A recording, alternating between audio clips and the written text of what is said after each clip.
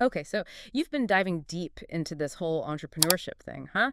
Sounds like you're ready to trade in that day job for something a little more, yours. It's a common dream, Yeah, right? Being your own boss, calling the shots. exactly. But this book you've been digging into, it gets real about what it takes, none of that fluffy, follow your passion stuff. Nope. This is about the nitty-gritty, the stuff they don't teach you in business school. Like, the author straight up says most entrepreneurs learn more from their screw-ups than their successes. Which is kind of wild when you think about it. You'd think we'd be shouting those lessons from the rooftops. Right.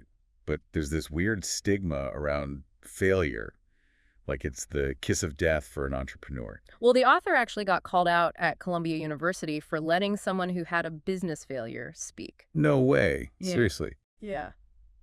Apparently, it's not exactly the image those Ivy League folks are going for. Wow. It's like this fear of failure is ingrained in us. Totally. But this book flips the script on that whole idea, saying that learning from your mistakes, those I can't believe I just did that moments, those are actually crucial to the journey. 100%. He actually compares it to learning to race cars. Okay, yeah.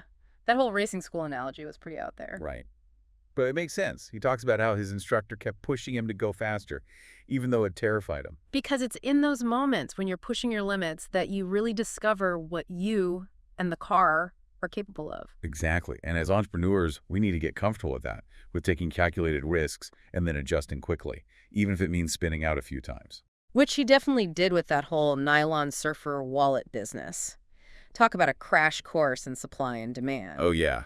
Classic example of too much success, too fast. Reminds me of that time brief, relatable anecdote. It's so easy to get caught up in the excitement, the initial wins, that you forget to build a solid foundation. And that's where that whole building a business versus buying a job thing comes in, right? Exactly. He says so many people who think they're entrepreneurs are actually just self-employed, stuck in what he calls the S quadrant, basically just owning a job. Like his buddy who opens the lunch shop, working crazy hours, dreaming of expanding someday, but they're so bogged down in the day-to-day that someday never comes. It's a trap. And the way out, he says, is understanding this thing he calls the BI triangle.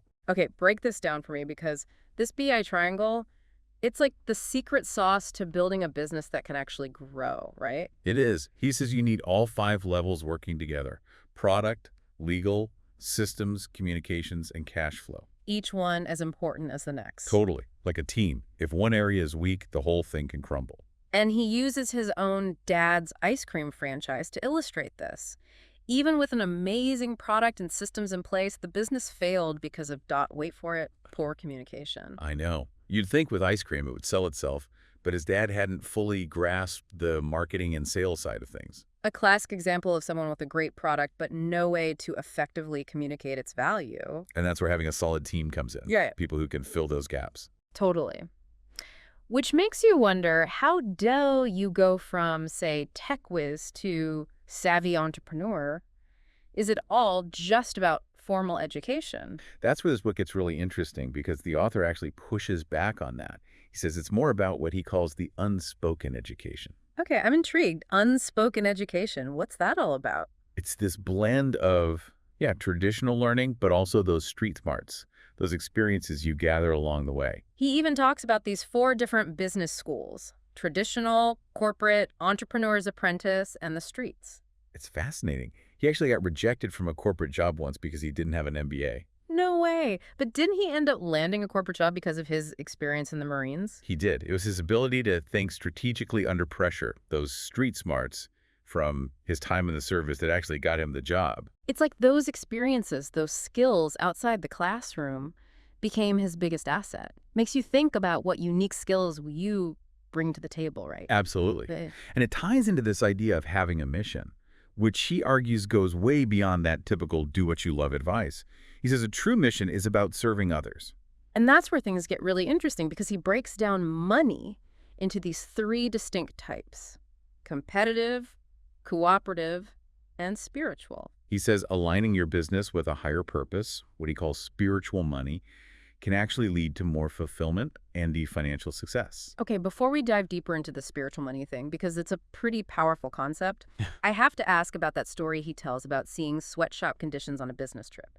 It sounds like that experience really shook him up, got him thinking differently about business. It was a turning point, for sure. It made him question everything.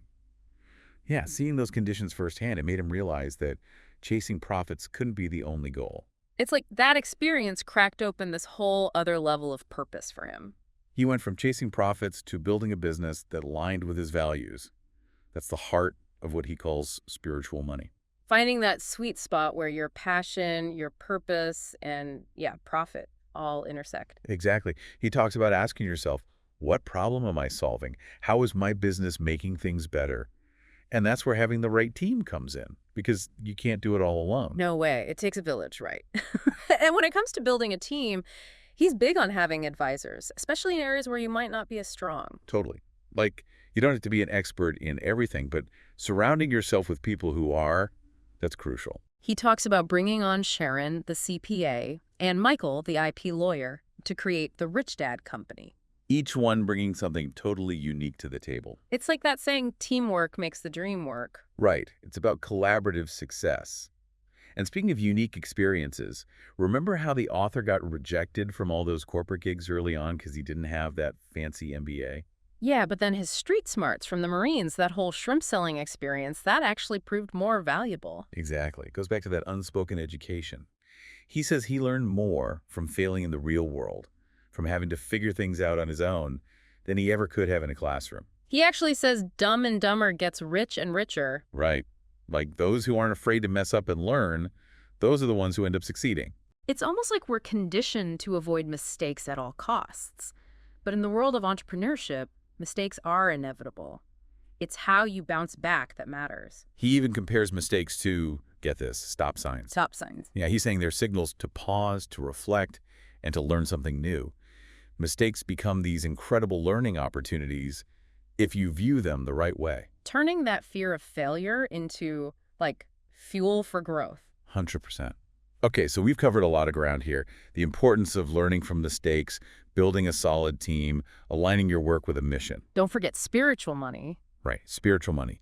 But what about the actual product or service you're putting out into the world? How do you make it stand out? In a sea of sameness, how do you break through all the noise?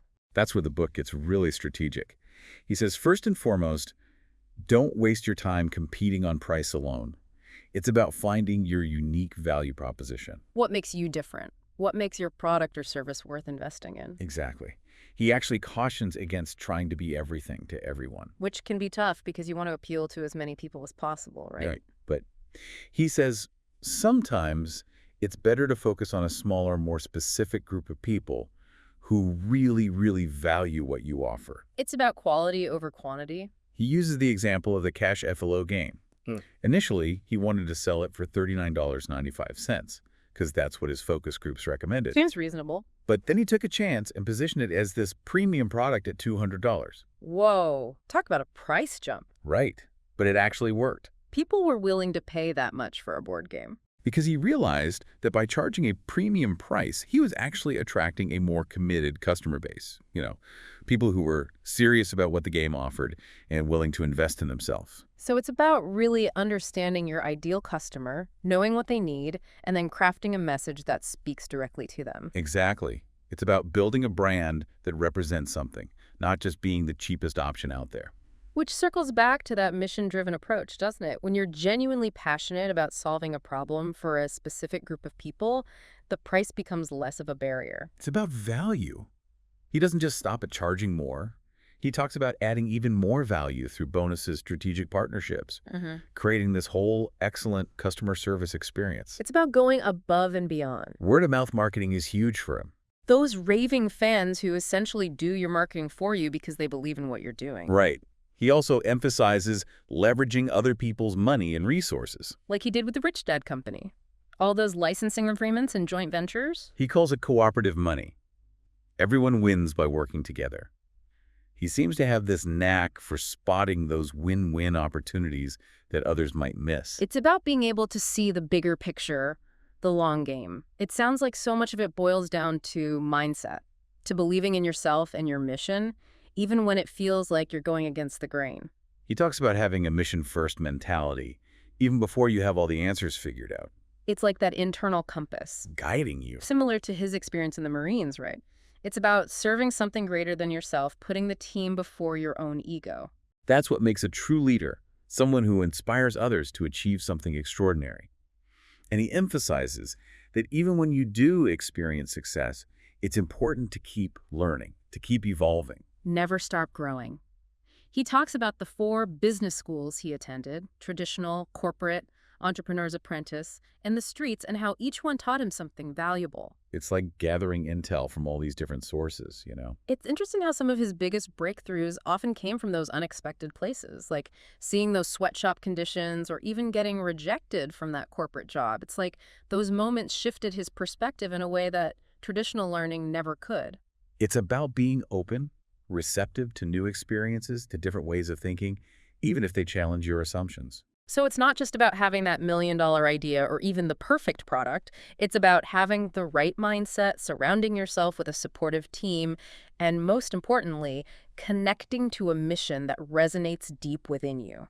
That's where the real magic happens. And here's the thing about success. It's not always a straight shot to the top, is it? It's more like you're taking a few steps forward, maybe tripping up a bit, but hopefully learning something along the way. And it reminds me of something the author said that really stuck with me. Success reveals your failures.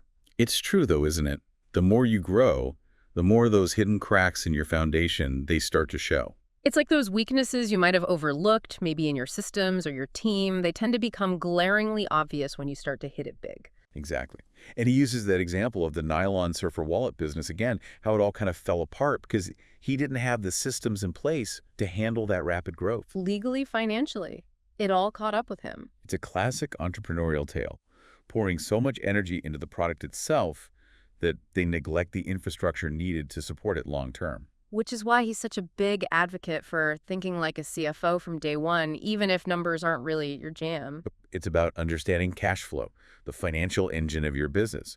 I mean, that's one of the reasons he created the Cash Air Shave Low game, to help people develop those financial skills, without it feeling like a chore. It's like learning the language of business. Right. You got to know what those numbers mean. It makes that story he tells about the entrepreneur who wanted to pay himself a 6-figure salary before even launching his business that much more cringeworthy. Oh, man, yeah. Yeah. Talk about getting ahead of yourself. And this guy hadn't even considered things like protecting his intellectual property. Recipe for disaster. So it's about being realistic, right? Planning for the long haul, protecting what you've worked so hard to create. And finding those strategic partners who can help you reach a wider audience, just like the author did with the Rich Dad Company, licensing agreements, joint ventures, all that good stuff. It's like he says, cooperative money. Everyone wins. He's all about collaboration over competition. And his advice on finding and attracting those ideal customers, it's pure gold. Don't try to be everything to everyone, right? Yeah, he's really big on niching down, becoming that go-to expert. I love that part where he says, don't fight for the bargain basement. It's like, know your worth. Exactly. And then charge accordingly. But it's also about crafting a message that truly resonates. It's about building a brand that reflects your values, treating those customers like gold because they become your biggest fans. And they'll tell everyone they know. It's like he says, building a business is a lot like leading a team. You've got to have that clear mission, inspire the people around you, and ultimately be of service to something larger than just yourself. Which brings us back to you. You're on the cusp of something big here, and yeah, it's going to be challenging at times. That's just part of the deal, but if you can embrace those challenges, learn from the missteps, because let's face it, they're going to happen. Oh yeah, they're part of the process. Exactly. If you can stay true to that vision you have, the rewards, they can be incredible. Beyond your wildest dreams. So as you keep moving forward on this whole entrepreneurship journey, ask yourself, what does your ideal business look like? What's that one small step, no matter how small, that you can take today to start making it a reality? This deep dive was all about giving you that glimpse into the roadmap, but now it's your turn to grab the wheel and drive.